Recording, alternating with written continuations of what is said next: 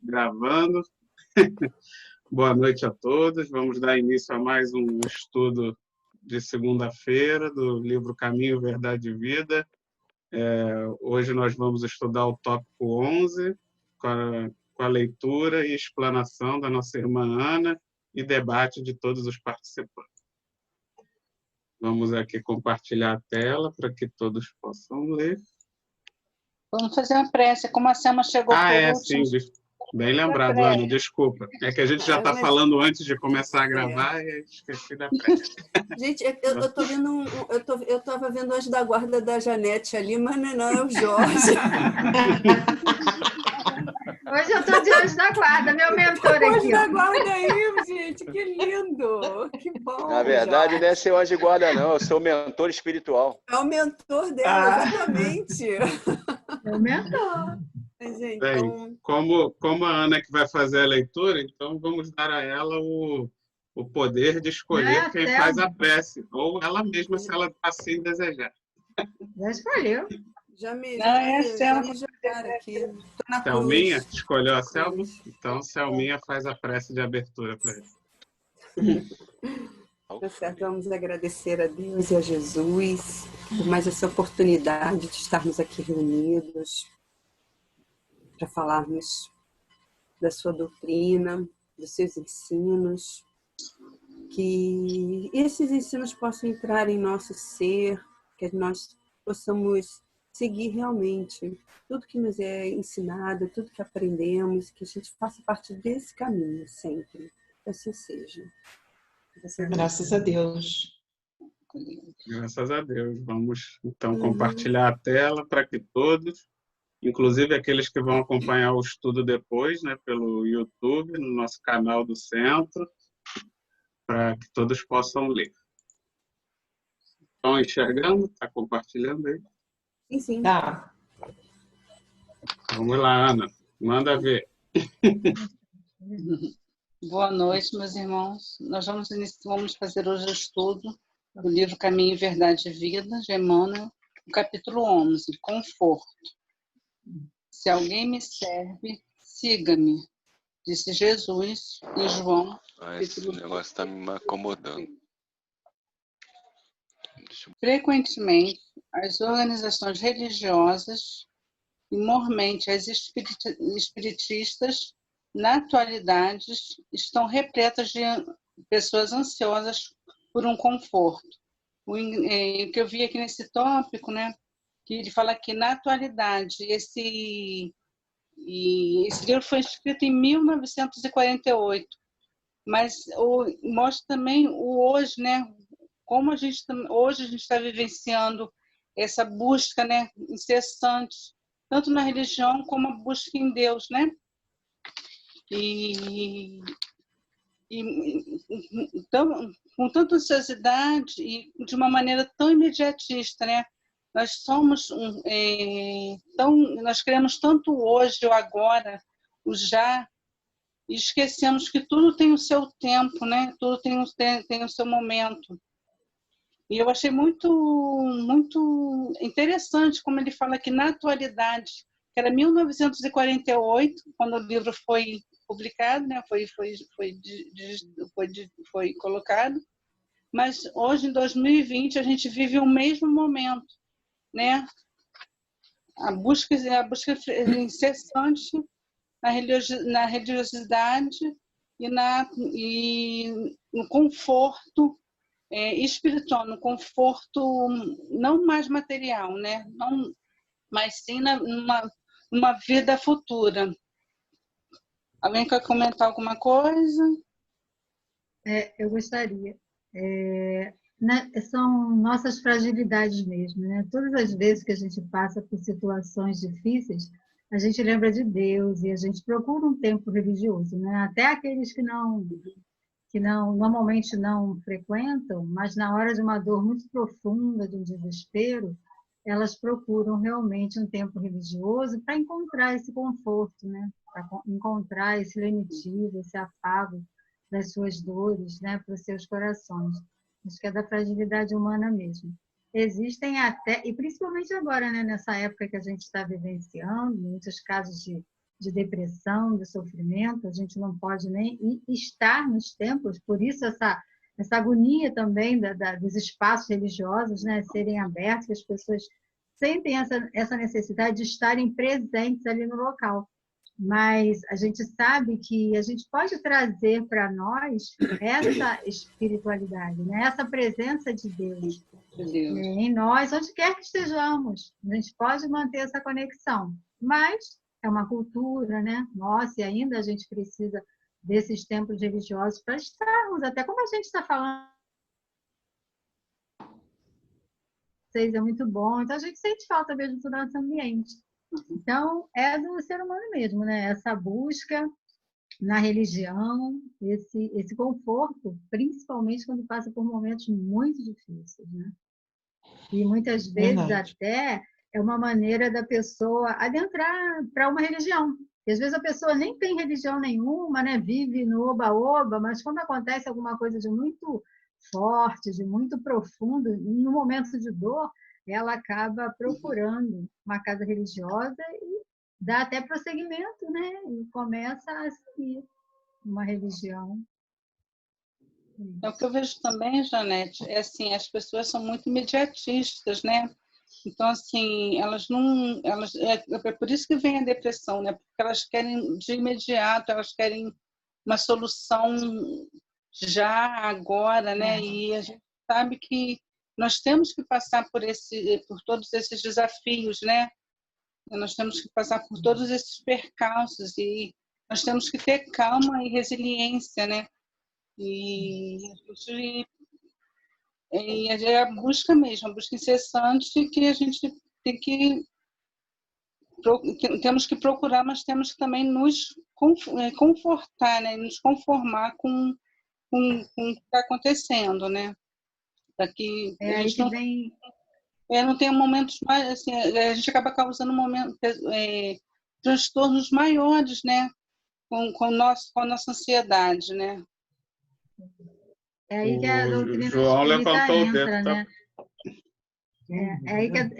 É aí que a doutrina entra com essa compreensão que ela traz para a gente, né? Fala, João. Isso aí aconteceu há pouco tempo agora, no início da pandemia. As pessoas ficaram meio que apavoradas, né? Não sabiam o que ia acontecer. Daqui a pouco estava todo mundo parecendo que era religioso, botando mensagem, pedindo. Foi só aliviar um pouco a situação, começar a voltar ao normal. As pessoas já deixaram de ser e já começaram a viver o que viviam antigamente, né? Mas na hora que o negócio apertou mesmo, todo mundo correu lá e mandando mensagem, né? E querendo que alguém peça oração para isso, para aquilo. Na hora que apertou, todo mundo correu. Depois que afrouxou, aí voltou ao normal. É uma pena mesmo.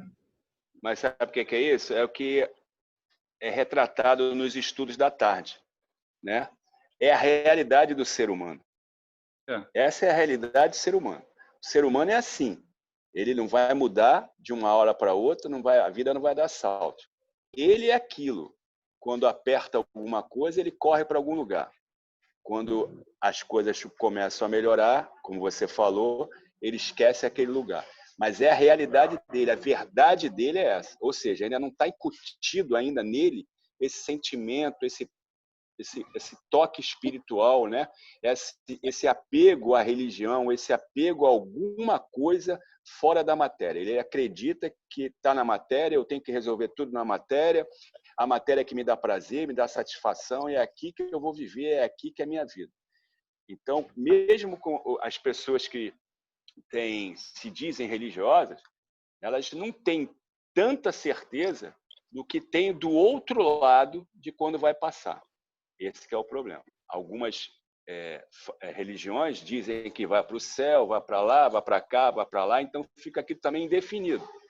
Ele não consegue manter realmente um parâmetro de que vai acontecer do outro lado. O que me espera do outro lado? Por que eu tenho que apegar à espiritualidade? Por que eu tenho que me apegar a Jesus? Por que eu tenho que me apegar a Deus?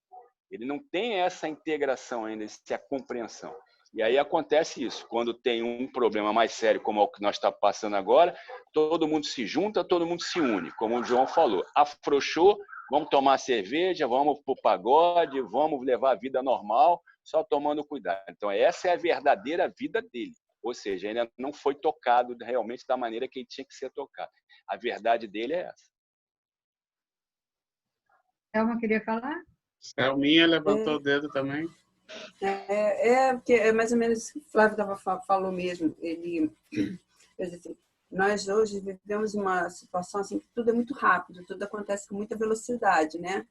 Avanços tecnológicos, médicos e tudo mais. Então, as pessoas estão muito aceleradas. Parece que o dia não tem 24 horas, até menos, porque todo mundo hoje está muito acelerado. Então, até aí não tem espaço, né, para pensar em Deus, em Jesus, né, e tudo. Você fala assim, se alguém me serve, siga-me, né? Eu sirvo a Jesus, mas ninguém quer segui-lo, de fato. Porque tudo é tão corrido, todo mundo quer tudo para hoje, né? Então, quando acontece alguma coisa que dá um freio, que é necessário, e a gente vai ainda passar por muitos outros ainda, é justamente para dar esse momento das pessoas darem uma pausa, fazer essa reflexão. E o João falou assim, no momento da dor, todo mundo se une, todo mundo, né, todas as pessoas se voltam à religiosidade, seja qual for, né? Mas vamos dizer, dessas 100 pessoas, eu acho que atinge pelo menos umas 10 pessoas, elas são atingidas. Você não consegue realmente pegar uma grande maioria. Mas, então, por isso que de tempos em tempos tem que acontecer essas situações, né? Que aí a gente vai catando as ovelhinhas, né? De pouco em pouco, porque não consegue realmente pegar de uma tacada só as pessoas. Elas ainda não foram tocadas, né? Como bem o Flávio falou. Precisa tocar, sentir mesmo, né? Não é só aquela coisa da expressão do socorro imediato, né? Que as pessoas procuram. E depois, mas elas não sentem aquilo realmente dentro delas. Elas estão no desespero. Elas não estão realmente vivenciando, né, aquela comungação com o divino. É o que falta realmente. Mas chega lá. Cada um chega, né, no seu tempo. Isso. Então, vamos para o item 2. De fato, a elevada doutrina dos Espíritos é a divina expressão do Consolador prometido. Em atividades, resplendem os caminhos novos para o pensamento humano, cheios de profundas consolações para os dias mais duros. Aqui eu coloquei como a fé raciocinada, né? Que a doutrina espírita nos traz essa fé raciocinada no pensamento, o livre-arbítrio, né? Da gente poder pensar, expressar e realmente ter uma visão de mundo, né? De vida espiritual, né? De um pensamento mais lógico, né? Um raciocínio mais lógico e referente às atividades que desprende caminhos novos para o pensamento humano. Eu fiquei pensando sobre a leitura edificante, sobre os filmes e peças teatrais que vêm junto com toda essa inovação, né, de tecnologia, de conhecimento mesmo, né, que não são só os livros, né, tem peças, tem filmes, e não é só as peças teatrais referentes ao espiritismo, mas sim todas aquelas que são voltadas para um pensamento no bem, no amor ao próximo, com fundamentos, né, com fundamentos ao bem. Porque, além de eles trazerem um conforto para a gente, eles nos dão uma base, uma visão de como proceder, de como levar, né, como agir, né, da forma mais condizente, mais correta possível. E nos ajuda a passar por esses momentos mais duros, né? Momentos de dificuldades. Pelo menos. E alguém mais quer falar? Realmente, né? A doutrina traz esse consolo maravilhoso para nossas vidas, né? A questão da gente ter a presença de benfeitores espirituais, sabe?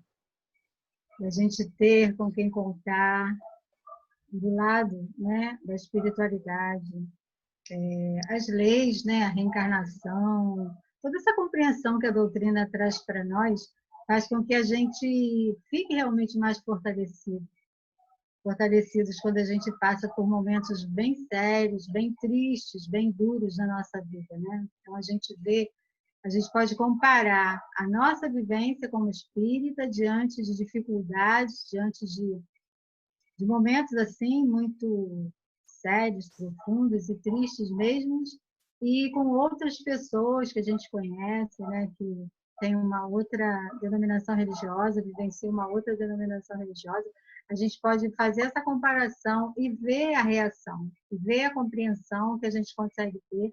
Lógico que a gente não deixa de sentir a dor diante, né, de momentos difíceis, a gente vai sentir a dor tanto quanto as outras pessoas. Mas essa compreensão que a doutrina espírita traz para nós, na relação da imortalidade da alma, né? Dessa conexão, com essa comunicação com o mundo espiritual, isso faz toda a diferença nas nossas vidas. É um consolo, é um conforto assim, maravilhoso, que acho que só nós mesmos, né? Que vivenciamos, que compreendemos, que podemos sentir em nós esse grande conforto que a doutrina espírita traz para nós e faz a diferença em nossas vidas. É muito bom, é muito maravilhoso. A doutrina espírita é conhecida por ser o consolador prometido, né? Então, nada mais importante do que exatamente o seu papel de consolar. Mas a gente tem que lembrar que esse papel de consolar, como falou no item anterior, ele acaba tendo ali esse aspecto de funcionar como se fosse um papel pega-mosca, né? Que a gente gruda e não consegue mais sair, né? Porque você, conforme vai estudando, vai entendendo, aquilo vai te trazendo tantas respostas, tanto alívio, tanto conhecimento, que você não consegue mais largar. E aí é que entra a segunda parte, né? Que a primeira etapa vem com consolo e a segunda parte, como ele coloca ali, vem trazendo os caminhos, né? É como se fosse um grande mapa que a gente vai poder, uma bússola que a gente vai poder usar, em especial nesses momentos mais difíceis e mais duros, para que a gente saia do outro lado, né? Para que a gente consiga atravessar os labirintos, as dificuldades e todos os tormentos que todos nós já passamos ou ainda vamos passar. Com certeza a doutrina é uma grande bússola, um grande mapa para a gente atravessar esses momentos tortuosos, com certeza. Acho que a grande questão mesmo é a compreensão, né? A doutrina faz a gente pensar, raciocinar, não só consolo. O consolo é aquela, como se fosse aquele abraço, né? Assim que a gente chega, a gente tem aquele abraço, a gente recebe os passes, são os fluidos que são necessários para restaurar a gente, né? Mas com esse estudo, como você está se referindo, aí a gente abre a nossa compreensão e a gente sabe que essa fé tem que ser uma fé ativa, né? Que a gente tem que se movimentar mesmo para a gente sair daquela condição, daquele sofrimento que levou a gente para a casa espírita, né? Então a gente começa a trabalhar e a estudar muito e aí não tem como lamentando. Pelo menos aqueles que permitem que essa verdade penetre neles, né? Porque tem muita gente que também vai à casa espírita e não consegue deixar a doutrina entrar dentro deles, né? Isso também acontece. A gente está engatinhando ainda, né, Flávio? Fala aí. Tem outro detalhe, né, para a gente, né, que já está mais tempo na doutrina, a gente já se conhece, a gente tem um grupo, né, frequenta a mesma casa, abre um horizonte muito grande, né, o pós-matéria, né, o depois da matéria. Mas como você falou também, tem pessoas que vão à casa espírita e no caso a doutrina dá essa condição da gente saber o que tem depois, porque as outras religiões, né, muitas das vezes é muito superficial. Diz que morreu, é bonzinho, vai para o céu, vai para o inferno, é aquelas histórias que a gente já conhece. Enquanto que a nossa, não, a doutrina fornece esses elementos importantíssimos do que acontece após a matéria. O que são as provas, são as expiações, o nosso comportamento dentro da matéria, o nosso comportamento fora da matéria no plano espiritual, o que pode vir a acontecer com a gente, o esquecimento do passado, essa infinidade de informações e de coisas que acontecem. Então, isso aí também tem um outro lado, né? Tem a cobrança, né? Cada um segundo as suas obras, quanto mais você sabe, mais você será cobrado, né? Isso aí vai colocado bastante no grupo da tarde. Mas tem essa facilidade da gente. Mesmo assim, tem gente que frequenta a casa espírita, pessoas ligadas ao nosso grupo, que você vê que ainda, né, sente uma dificuldade enorme de assimilar isso que é sempre colocado através do Pentateuco e outras obras, né, que a gente tem conhecimento, né, e as informações que chegam para a gente. É muito complicado isso aí, entendeu? Eu, por exemplo, não é o caso aqui, né? O rapaz queria ir na casa, ele é meu vizinho aqui, queria ir na casa espírita e foi. Convidei ele lá para o Emmanuel. Mas a palestra, que eu não me lembro quem foi, serviu, a carapuça serviu para ele. Né? Mas foi assim, entrou totalmente a carapuça. Né? Acho que foi o Wilson que fez a palestra. E aquela palestra parece que foi feita para ele. Ele nunca mais voltou, né?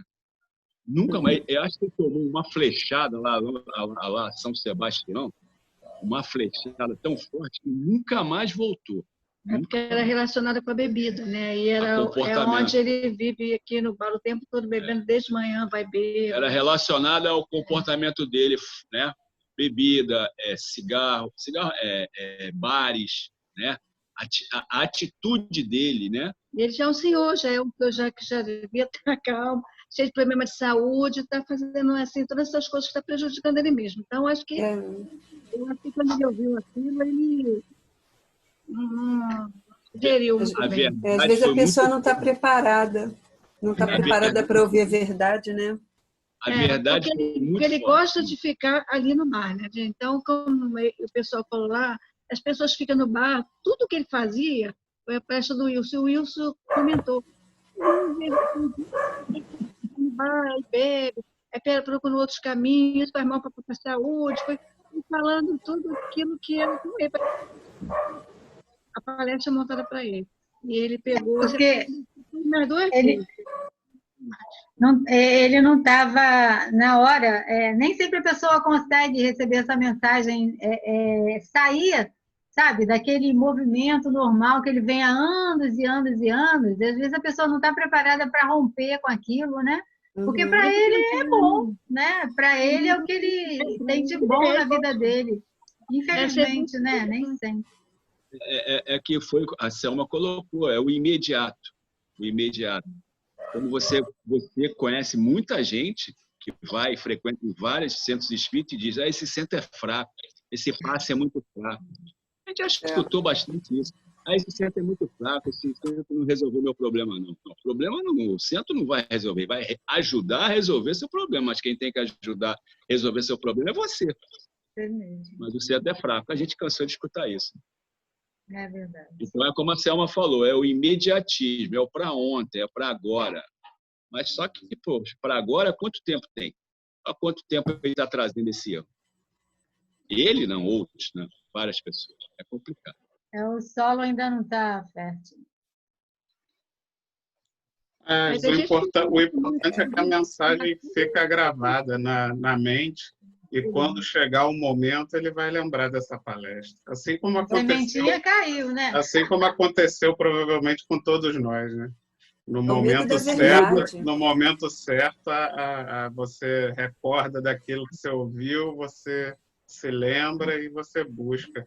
Mas é complicado mesmo.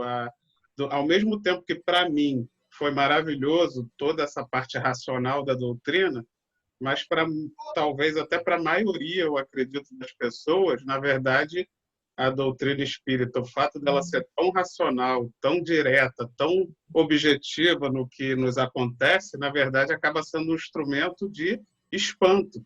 As pessoas que ainda estão acostumadas com uma fé menos raciocinada, né, uma fé mais dogmática, aquela coisa mais, porque Jesus, Deus tem o poder e é milagre, e nem quer fazer essa relação da realidade dos fatos com o milagroso, né? Na verdade, a fé da pessoa se fortalece justo porque ela acredita que existe um poder sobrenatural, que existe algo acima, né, do normal. É isso que fortalece a fé da maioria das pessoas. Então, quando ela chega na doutrina e você explica que milagre não existe, que, na verdade, a nossa ciência que ainda não alcançou todo o conhecimento possível, né, das forças e da física, aquilo abala. A pessoa não quer acreditar que é o não. Nosso esforço que vai fazer a transformação. A pessoa, na verdade, o que fortalece a fé da pessoa é acreditar no milagroso, é acreditar que é algo fora do normal, que existe esse poder fora do normal e que é algo realmente que não é dentro das leis da natureza, que é algo especial, né? Então, na verdade, é isso que acontece mesmo. A doutrina espírita ela acaba criando um sentimento de fuga, quando a pessoa ainda não tem esse raciocínio, essa vontade de realmente encaixar. Por isso que a gente aprende que nós espíritas somos os últimos, né? Somos os trabalhadores da última hora, porque nós somos exatamente aqueles que insistimos em não entrar na fé porque somos muito racionais. E chegou, e a nossa vez acabou chegando por último, porque foi preciso a ciência, a tecnologia chegar num grau tal para que os espíritos pudessem encaixar melhor, né, o milagroso com o que a ciência da época de Kardec e até hoje já era capaz de fazer essas correlações e assim conquistar os trabalhadores da última hora, porque aí dentro do nosso raciocínio fomos também, nos fez sentido e também fomos atraídos para receber esse conhecimento.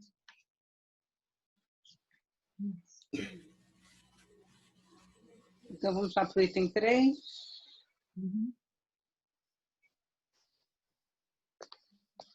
No entanto, é imprescindível ponderar que não será justo querer alguém confortar-se sem se dar ao trabalho necessário. Aí eu busquei aqui no Evangelho segundo o Espiritismo, o Consolador Prometido, o Cristo Consolador, desculpa, no capítulo 6, que diz aqui no Jugo Leve, tem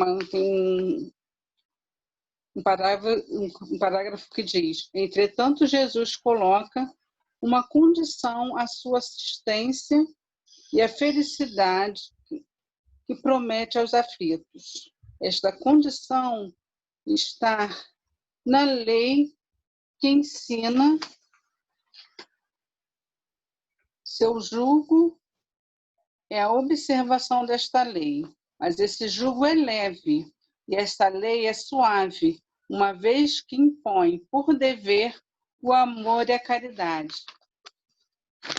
Quer dizer, quando ele fala que é imprescindível modelar, que não será justo querer alguém confortar-se sem se dar ao necessário trabalho, e esse é o único trabalho que Jesus nos impõe, né? Que para alcançar a felicidade, nós temos que amar, né? Amar e amar ao próximo e manter, né? Se manter na caridade. E só assim nós vamos conseguir ter o conforto, né? o consolo. Porque sem esse tipo de posição, sem o amor ao próximo e o amor à caridade, né? O fazer o bem sem olhar a quem, a gente não vai conseguir ter esse conforto, porque nós não podemos ter o conforto sabendo que o nosso próximo está passando por alguma dificuldade, alguma necessidade, né? Então, foi esse pensamento foi essa posição que eu tive, esse pensamento que eu tive. Alguém quer falar? Esse que você está falando, com relação a fazer algo para o próximo, né? Eu lembro acho que foi a Joana que falou.